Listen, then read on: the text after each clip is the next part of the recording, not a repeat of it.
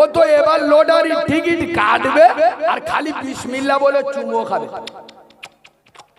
চুমো খেয়ে বালিশের নিচেই রেখে রব্বানা জালামনা, আল্লাহ দান যদি একবার ধরে নেয় এমন জলসা দেবো শালা জিবরাইলি চোখ বুলু করে দেবো, সব গুনাহ ঝরে চলে যাবে। কি গো এসব ভুতুড়ি বিদ্যে না? এই আপনারা হয়তো অনেকে বলতে পারছেন না, কিন্তু অনেকের মনের প্রশ্ন যে কারিমুল্লাহ বাবু তুমি এত বড় বড় কথা বলছো, আর তুমি তো স্টেজে উঠে বললে যেটা জান্নাতের বাগান। আমি বলিছি ঠিক, আপনি হতবাগা মাথা মোটা, আপনি হিসেব বেড়াতে পারেননি। আয় আব্বা, বাগানের সব ফুল বরের গোলার মালা হয়, কিছু কিছু ফুল ঠাকুরের গলার মালা হয়। ইট ভাটার সব ইট মসজিদ মাদ্রাসায় ঘরে লাগে না, কিছু কিছু ইট পায়খানায়ও যায়, বোকা লোক বোঝে না। সবাই জান্নাতে যাবে, বসে উম্মতে মুহাম্মাদি। একবার কি করবে করে সরে যাবে। ভাই আমি লোক আলাদা, বারবার ডিস্টার্ব করো না। আওয়াজ যা প্রথম যা ছিল একদম কারেক্ট ছিল, আর নইলে মাইক বন্ধ করে দাও, মুখই বলি। হ্যাঁ আব্বা আমার কথা রাগ করছো? আব্বা সকলে বলুন রাগ করছো? একবার তকবির দেবো, তকবির দিলি বুঝতে পারবো আমার উপর রাগ হয়েছে কিনা। জোরে আওয়াজ দেন তো, নারে তাকবীর। আর একটু ভালোবাসা দিয়ে বলেন নারে তাকবীর।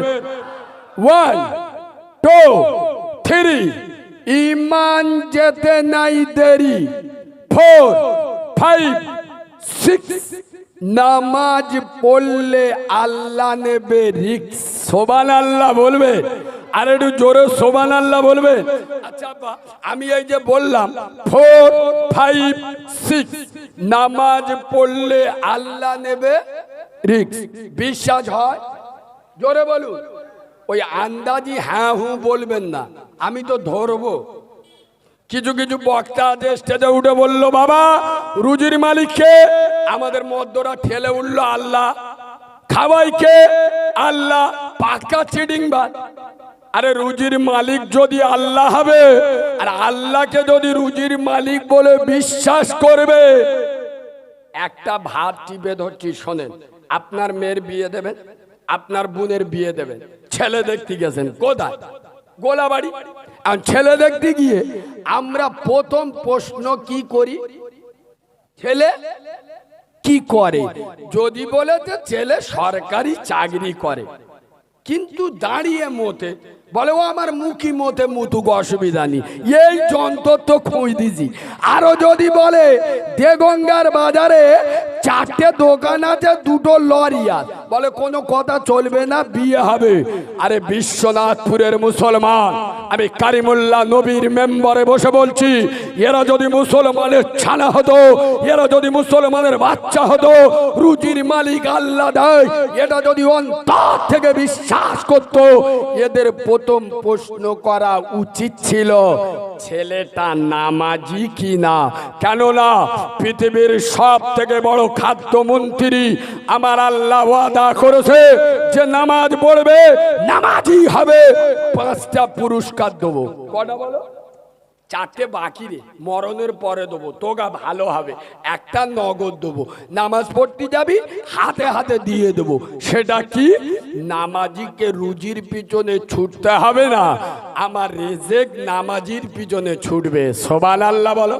তাহলে এরা যদি আল্লাহকে রেজেক দাতা বলে বিশ্বাস করত, বেনামাজিকে জামাই করত। এরা যদি প্রকৃত উম্মতে মুহাম্মাদি হতো, বেনামাজির হাতে নিজের বোনকে কি করে তুলে দিলে বলো? আরে আল্লাহ ওয়াদা করেছে নামাজ পড়লে আমি রুজি দেবো, এটা তোমার বিশ্বাস হলো না? রোজা সবার জন্য ফরজ নয়, বিশ্বনবী বলেছেন মান তারাকাস সালাতা ফাকাদ হাদামাদ-দ্বীন, যারা আমার নামাজকে ছেড়ে দিল ওরা আমার দ্বীনটা ধ্বংস করে দিল। আস-সালাতু ইমাদুদ-দ্বীন, নামাজ হলো ইসলামের খুঁটি, যারা নামাজ ছেড়ে দিল ওরা আমার ইসলামের খুঁটিটা ভেঙে দিল। এখন যারা পড়েনি বাদ দেন, আমি এসার নামাজ তো মসজিদে, আর এরা বহুত সুপার ফাস্ট, আমি লোক একটাই বার হয়েছে, ডায়মন্ড হারবারে আমার বাড়ি। এসে কোন রকম এক কাপ চাও খাইনি, শুয়েছি, ঘুমিয়ে পড়ি। আর 1.5 মাস হচ্ছে প্রত্যেক দিন 2-3টে করে দাওয়াত। সেই যেদিন তারাবি হবে সেই দিন বল, আজান দিয়ে সাথে সাথে আমার ওটা টাইম দেয় না, আমার শুরু হয়ে গেছে। কথা বুঝলে? কারণ এরা সুপার ফাস্ট, জিবরাইলির ফু তো ভাই, বুঝতে পারছেন? হ্যাঁ, এদিকে দেখেন আব্বা। এখন আমি উজু করে তো মসজিদে মাঝে মাঝে দেখি কে কি করতে। কটা যে ডিজিটাল নামাজি আছে খোদা ছাড়া কেউ জানে না। আব্বা তুমি উঠে যাচ্ছ কেন? কেন বলবে তো? খুব জোর পেয়ে গেছে? সর্বনাশ করে, মোটা লোক ছেড়ে দাও, অসুবিধা হয়ে যায়। আব্বা এদিকে দেখেন। এখন কিছু কিছু যন্ত্র আছে দেখবেন, এই বাবু আমি তো মসজিদে মাঝে মাঝে দেখি নিয়ত বেঁধে পাখার দিক থেকে এই দিক থেকে থাকে কেন? তার মানে পাখাটা ধুল পড়েছে দেখতে। এই বাবু কিছু কিছু মাল আছে দেখবেন বিড়ি খেয়ে মসজিদে যায়। আরে হ্যাঁ, না না, কাঁচা পেঁয়াজ খেয়ে মসজিদে যাওয়া যায়? কথা বলে না। কাঁচা রসুন খেয়ে? তা তুই কিরাম নামাজি রে, বিড়ি খেয়ে মসজিদে গেলি? আর সিজদায় গিয়ে বলতে হয় না সুবহানা রাব্বিয়াল আলা, বলতে হয় না? বিড়ি খেয়ে মসজিদে গেছ তো, যেই সুবহানা রাব্বিয়াল আলা বলেছে আর বিড়ির গ্যাস তো গালতে ফক বেই রে। যে পাশে সুবহানা রাব্বিয়াল আলা বলতিল তার নাকের ভিতর ফুসকো ঢুকে গেছে, সে তো সুবহানা রাব্বিয়াল আলা ফালা বাদ এ কি মারলে বিড়ি খেয়ে মসজিদে। আর এরম হয় না, হয় না? চাচা ফজরের আজান দেশে, আজানের পরে চাচা উঠে বেসন ময় খালি হাত রাখছে, বুঝলেন? খালি বেসন ময় এরম এরম এরম। বুড়ি বলে শালা পাগলা হয়ে গেল নাকি, এরম করে কি আজ কি বলে, এইটা হাত গান বিড়িটা কোথায় রেখে দিচ্ছি খুঁজে পাচ্ছি না। তার মানে চাচা বিড়ি খেয়ে মসজিদে যাবে। এখন আল্লাহ বলেছে নামাজ পড়লে আমি রুজি দেবো, এ চাচা মসজিদে নেবে, একটা পা ফোটে একটা পা বাইরে, বিড়ি ধরিয়ে দে। জিবরাইল ওই কীর্তি থেকে ফিরে চলে গেছে। আল্লাহ বলে কি খবর? করিমের রুজি দেবো বলে নে গেলি তো, তা ফিরে আইস কেন? দিস না কেন বল? বলে ও আল্লাহ ওর কি করে দেবো, সে আমার যাওয়ার আগে তো মাল মুখি আগুন দিয়ে দিয়েছে। মুখি কি দিয়েছে? আগুন দিয়ে দিয়েছে। আব্বা ভালো করে শুনুন, নামাজি হন, নামাজির মতো নামাজি হন। রাসূলুল্লাহ বলেছেন বুখারীর হাদিস, সল্লু কামা রাআইতুমুনি উসাল্লি, নামাজ ওইভাবে পড়ো যেইভাবে আমি রাসূলুল্লাহ আমাকে পড়তে দেখেছো। আগিয়ে চলে। রোজা সবার জন্য ফরজ নয়, হজ সবার জন্য ফরজ নয়, যাকাত সবার জন্য। আচ্ছা আমি যাকাতের যে নোকতাটা তুলবো বললাম, একটু তুলে দিই। যাকাত দেওয়াটা হলো ফরজ। কি বলো? কি বলো? ফরজ। কোরআন শরীফে যত জায়গায় নামাজের কথা এসছে তত জায়গায় যাকাতের কথা এসছে। আচ্ছা যাকাত জীবনে কবার দিতে হয়? জীবনে নয়, প্রতি বছরে একবার।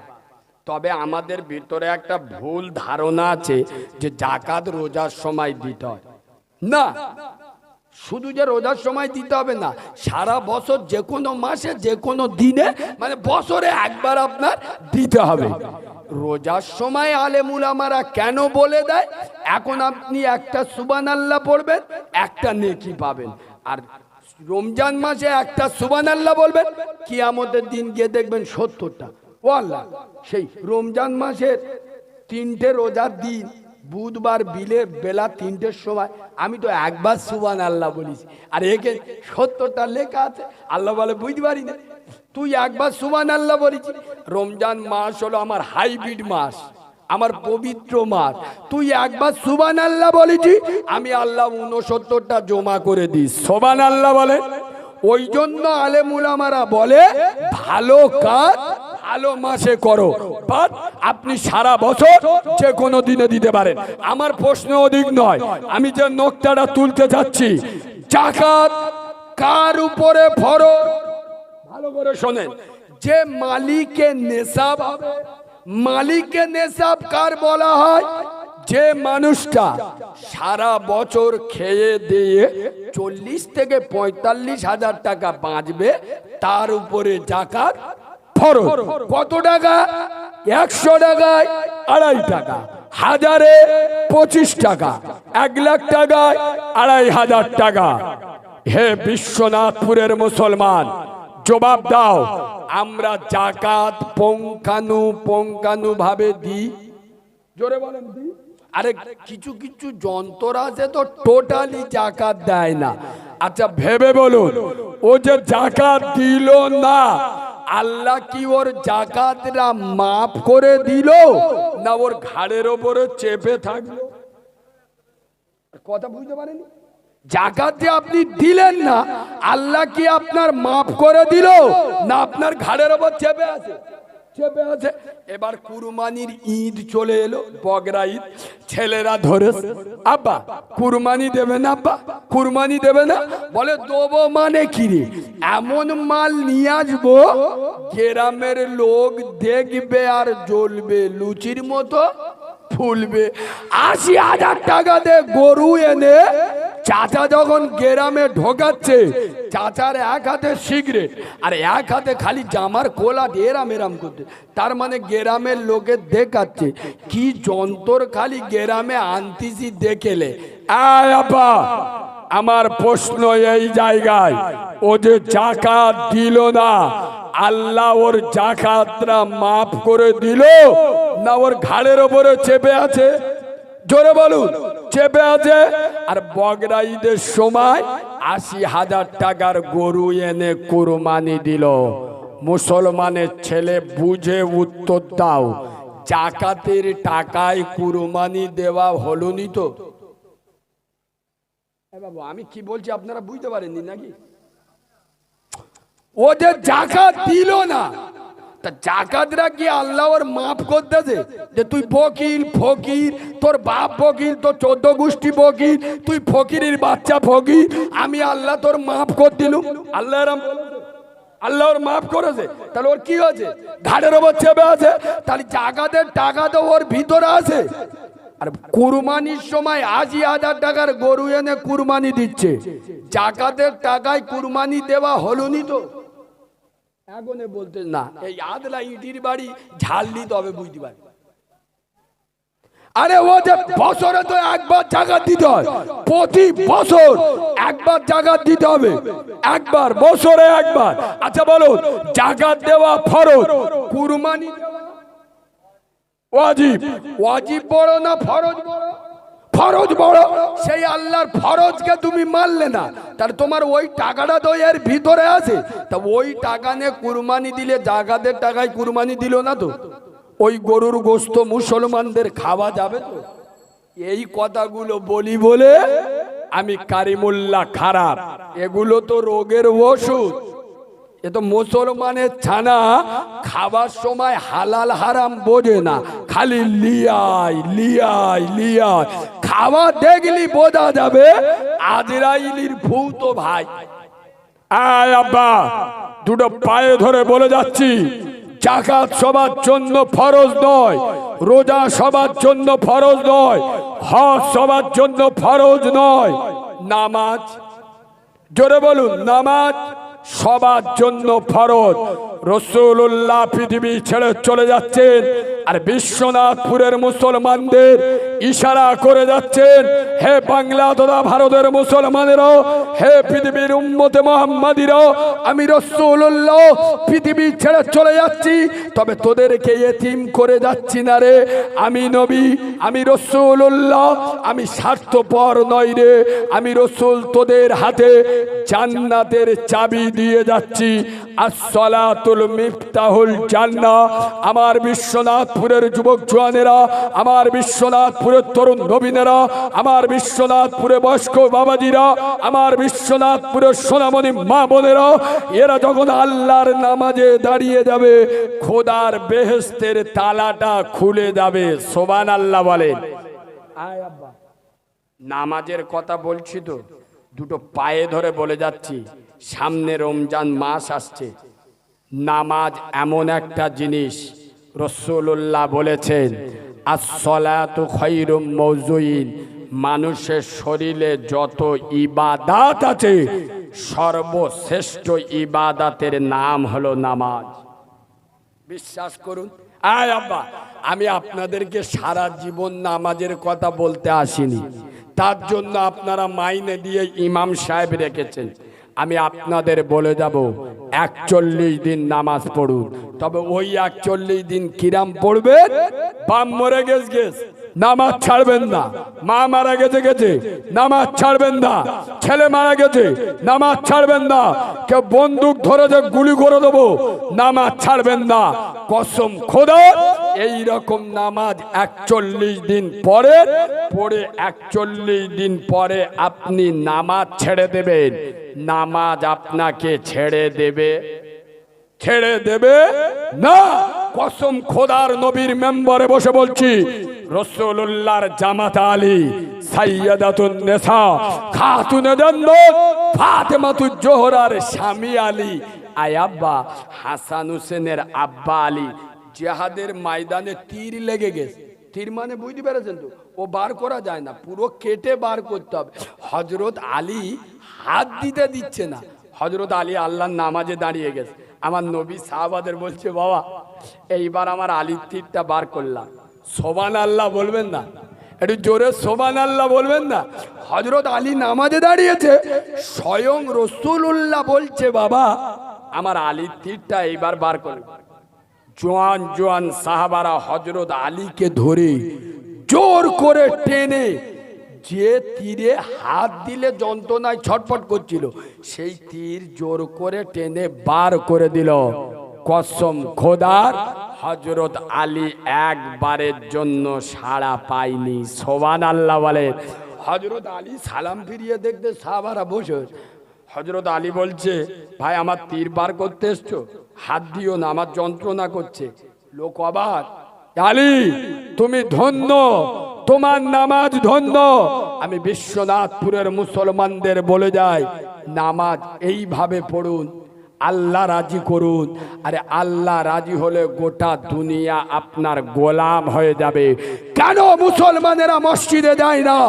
নবী তার উম্মতকে রেখে গেছে খোদার ঘরে মসজিদে, কিন্তু আজ উম্মত মসজিদ মুখ। এই দেখেন তিনটে পাখি পূব দিক দিয়ে পশ্চিম দিকে যাচ্ছে। এখন সামনের পাখি যেদিকে যায়, মাঝখানের পাখি সেদিকে যায়, পিছনের পাখি সেদিকে যায়। এখন মাঝখানের পাখিটা যদি মনে মনে করে যে সামনের পাখিটা ও দাদা এসে নাকি, আমার ওর পিছনে পিছনে ছুটতে হবে, ও যদি মুখটা ঘুরিয়ে নেয় পিছনের পাখির সঙ্গে, জোরে বলুন, ধাক্কা লাগবে না? আজ বিশ্বনাথপুরের জুমা মসজিদে একবার দুবার নয়, দিনে 5 বার আল্লাহর পাখি, কোরআনের পাখি, রসুলের পাখি, সাহাবাদের পাখি, আজানের পাখি, তৌহিদের পাখি, ইনসাফের পাখি, সত্যের পাখি, কামিয়াবের পাখি দিনে 5 বার ডাকে, হাইয়া আলাস সালাহ, এদিকে চলে আয়, এই দিকে মুখ করে আয়, হাইয়া আলাল ফালাহ, তোদের কামিয়াবি, তোদের সাফল্য এখানে। আমরা হলাম মাঝগানের পাখি। আমরা যেই আজান থেকে মুখ ঘুরিয়ে নিচ্ছি, দুনিয়ার সঙ্গে অ্যাক্সিডেন্ট হচ্ছে। যোগী আদিত্যনাথ মুগুরনে মাথায় ঝাড়তেছে। কথা বুঝতে পারছেন না? আমরা মাঝগানের পাখি। আজান থেকে যখন মুখ ঘুরিয়ে নিচ্ছি, দুনিয়ার সঙ্গে সংঘর্ষ হচ্ছে। আমার সোনার আব্বা দুটো পায়ে ধরে বলে যাচ্ছি, বিশ্ব নবী আল্লাহর কাছে দোয়া করছে, আল্লাহ নবীর পরে নবী এসছে, উম্মাত যখন পথভ্রষ্ট হয়েছে, উম্মত যখন পথের দিশা হারিয়ে ফেলেছে, অন্য নবী এসে উম্মতকে সামলে নিয়েছে। আল্লাহ আমি তো শেষ নবী, আমার উম্মত যখন দিশাহীন হয়ে পড়বে, এদেরকে কে সামলে নেবে? আমার আল্লাহ ওয়াদা করলেন, ওরে আমার মুস্তফা, আমি আল্লাহ কথা দিচ্ছি, তোমার উম্মত যখন পথভ্রষ্ট হবে আমি আল্লাহ ওদের দায়িত্ব নেব। আমি আল্লাহ কথা দিচ্ছি তোমার উম্মতে মুহাম্মাদিকে আমি দেখব, শর্ত একটা, ওরা যেন দিনে 5 বার আমার ঘরে আসে। কোথায় আসে? জোরে বলুন কোথায়? মসজিদে। কিন্তু মুসলমান 3 তালা 4 তালা। এই দেখেন পশ্চিম বাংলায় যা মসজিদ আছে আর মসজিদ না করলে হবে। আপনাদের মসজিদে আমি ঢুকে দেখছি জান্নাত। আল্লাহ আপনাদের ভালো করুক, এলাকার মানুষ ভালো। মসজিদ দেখলে কলজে ঠান্ডা হয়ে যাবে। তবে একটা জিনিস পায়ে ধরে বলে যাব, আয় আব্বা, আপনার ছেলের বিয়ে দিয়েছেন, বিয়ে দেবেন, 100 বরযাত্রী যাবেন, মেয়ের বাপ স্পেশাল করে রান্না বান্না করে। বর যদি না যায়, শুধু বরযাত্রীরা গিয়ে যদি কাঁসর ভর্তি গো খায়, মেয়ের বাপ আদলা ইটির বাড়ি মাথা ফেটিয়ে দিবিনি। আর কথা বলে না এরা। বর যদি না যায়, শুধু বরযাত্রী যায়, চুমো খাবে। তা মসজিদ করেছেন 3 তালা, মসজিদ করেছেন পাথর বসিয়ে, মসজিদে এসি লাগিয়েছেন, নামাজ কে পড়বে? আমাদের খালু আব্বা? বাপ কবরতে উঠে এসে পড়বে? এই বাবু, উত্তর 24 পরগনায় যত আলেম আছে আমি সমস্ত আলেমদের পায়ের জুতো মাথায় রাখি এবং সমস্ত আলেমদের পায়ের জুতোর ধুলো আমি চোখের শর্মা বলে মনে করি। তারপরেও আমি কারিমুল্লাহ বলছি, যারা মসজিদ 3 তালা 4 তালা করে, আরে এই মসজিদ গহীন রাতে বিশ্বনাথপুরের মুসলমান যখন গভীর ঘুমে আচ্ছন্ন, এই মসজিদ আল্লাহর বিশ্ব আদালতে বিশ্বনাথপুরের মুসলমানদের বিরুদ্ধে, বিশ্বনাথপুরের মুসলমানদের বিপক্ষে আল্লাহর বিশ্ব আদালতে মামলা দায়ের করে। হে আল্লাহ, বিশ্বনাথপুরের মুসলমানের যুবক জওয়ানেরা, বিশ্বনাথপুরের মুসলমান ছেলেমেয়েরা, এরা আমাকে সুন্দর করে তৈরি করেছে, পাথর বসিয়েছে, এসি লাগিয়েছে, চকচকে মসজিদ করেছে। কিন্তু আল্লাহ, আমার যেটা মেন খোরাকি, যার দ্বারাই আমার ক্ষুধা নিবারণ হবে, সেটা হলো নামাজি। আল্লাহ, এরা মসজিদে আসে না, এরা নামাজ পড়ে না। আল্লাহ, তুমি এদের ব্যবস্থা করো। মসজিদ বদদোয়া করে, তাই তো আল্লাহর আযাব গজব আমাদের উপরে এসে পড়ে। শোনেন আব্বা, এদিকে দেখেন, শুধু কি হচ্ছে? এই বাবা, কি হচ্ছে?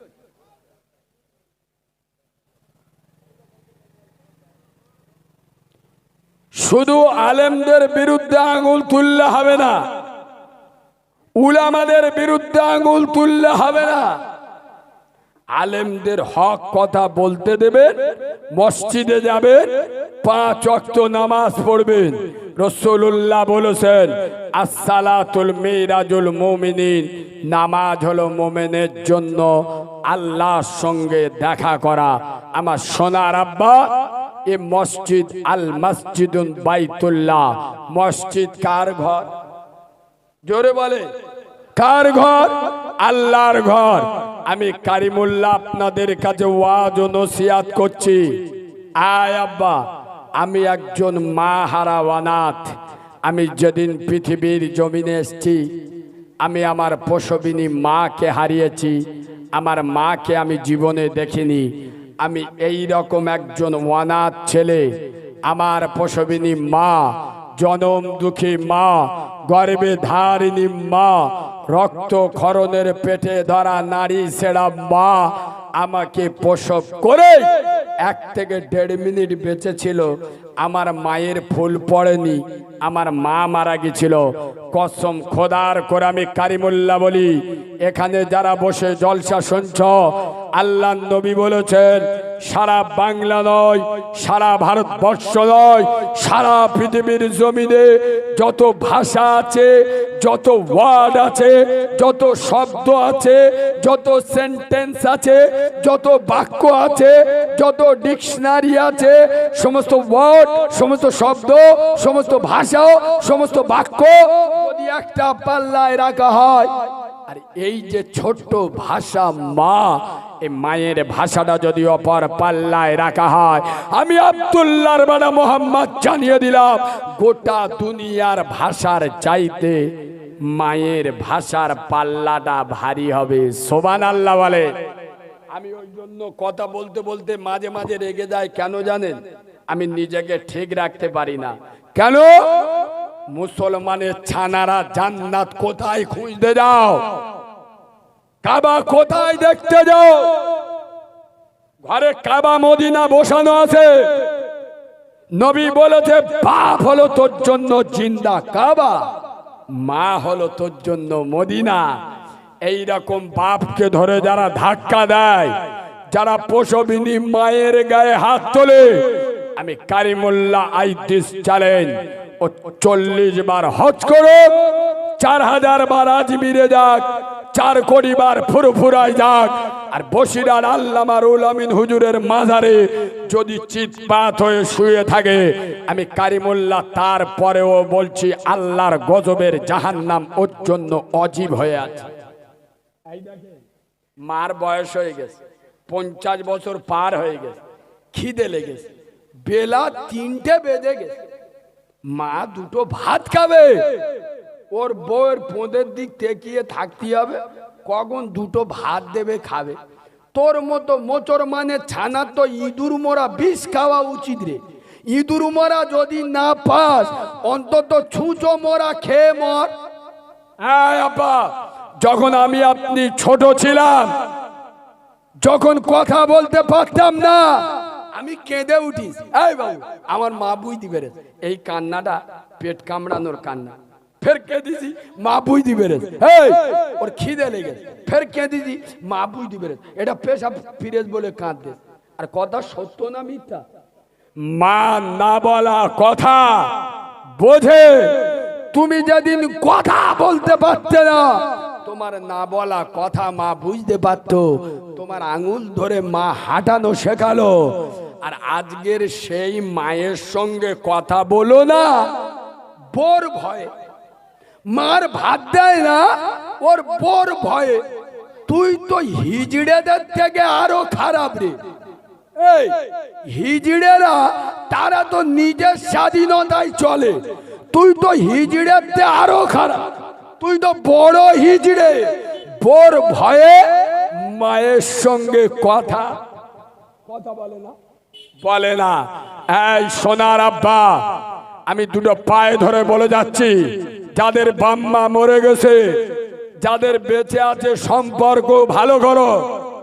আর আমি 24 পরগনার মাটিতে দাঁড়িয়ে বলে যাচ্ছি, যত হাফেজ, মাওলানা, কারি, মুফতি, মুহাদ্দিস, সারা পৃথিবীতে যত পীর, ওলি, আউলিয়া, গর, কুতুব, আবদাল, ফকির, দরবেশ, আরো দেন, বড় পীর আব্দুল কাদের জিলানী, খাজা মঈনুদ্দিন চিশতি, আরো দেন, সাহাবা, সাহাবী, আপনার খোলাফায়ে রাশিদিন, সব একদিকে দেন, আরো দেন, নবী, রসুল, পয়গম্বর একদিকে, সব একদিকে হয়ে আপনার জন্য দোয়া করবে।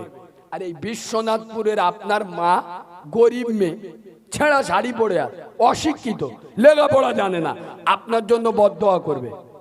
নবীর মেম্বরে বসে বলে যাচ্ছি, সমস্ত নবী, রসুল, সাহাবা, সাহাবী, পীর, পয়গম্বরের থেকে তোমার এই মূর্খ অজ্ঞ মায়ের বদদোয়া আল্লাহর দরবারে আগে কবুল হবে। কবে বুঝবে মুসলমানেরা?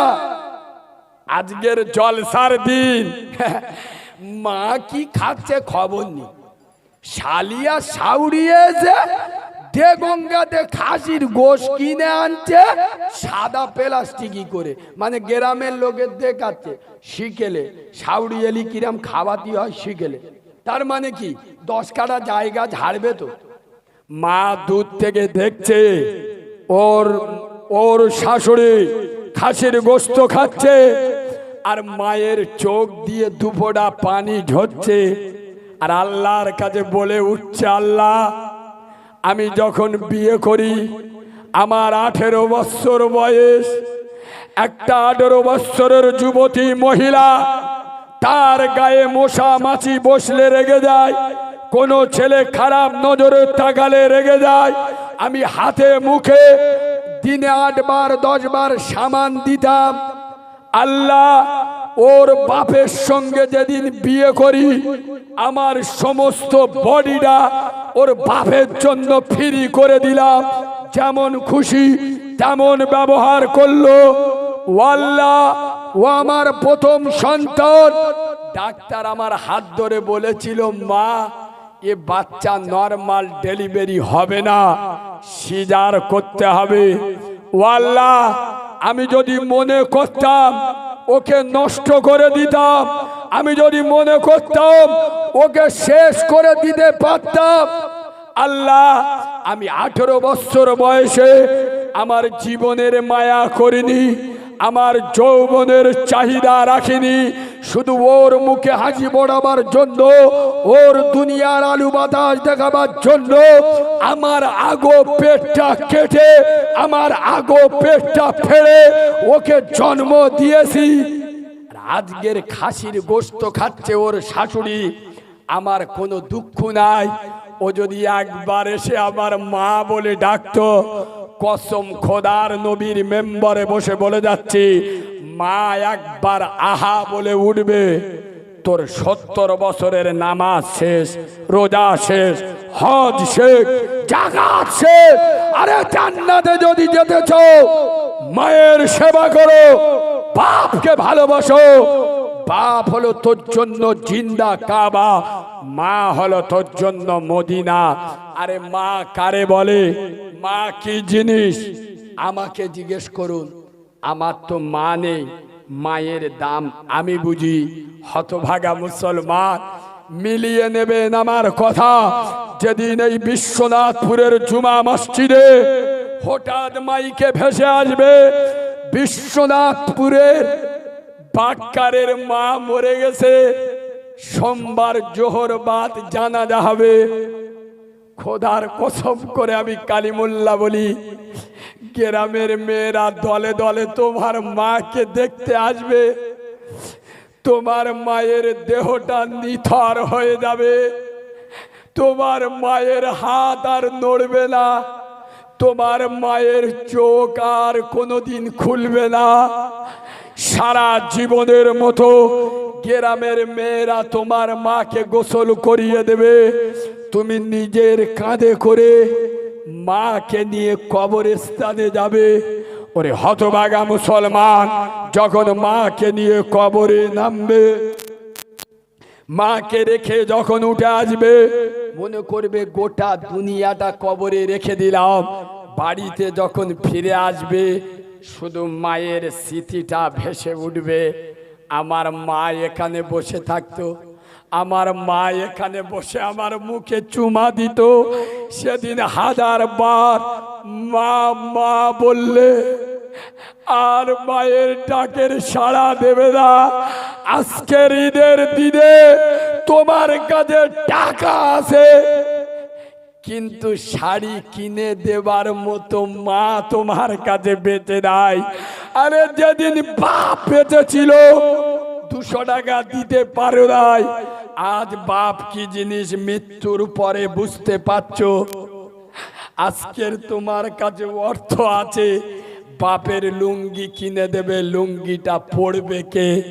হতভাগা মুসলমান, আমি মাহারা ছেলে, দুটো পায়ে ধরে বলে যাচ্ছি, আরে ছোটবেলায় তোমার আমার উপরে বাম্মা যেরকম দয়া করেছে, বুড়ো বয়সে তুমি ওদের উপরে দয়া করো। এই বাবু, পৃথিবীর দান কত রকমের আছে জানেন? মসজিদে দান করেন না, আর কথা বলেন, মাদ্রাসায় দান করেন না, ফকিরের দান করেন না। আমি বলে যাচ্ছি, লিখে নাও, বাম্মার দেয়া হলো পৃথিবীর সবচেয়ে বড় দান। এই বাপের হাতে যে 200 টাকা দেবেন, মায়ের হাতে 200 টাকা দেবেন, পৃথিবীর সব থেকে বড় দান। কিন্তু মুসলমান বাপের হাতে দেয় না। গ্রামে খেলা হবে, 10,000 টাকা চাঁদা দেবে, বললুম না, নিজের মার ভাত দেয় না, শালা শাউরির পালকি করলে যায়। আব্বা আমি কারিমুল্লাহ ডায়মন্ডে ওয়াজ গড়িয়ে করতে এসছি, আমার গার ওপর চিৎপাত হয়ে এসে শুয়ে পড়ব। হ্যাঁ আমি খাবুনি। ও হুজুর এক পিস খাও, এক পিস চেবড়ে সোজা করে দেবো। মার কোনোদিন বলেছিস?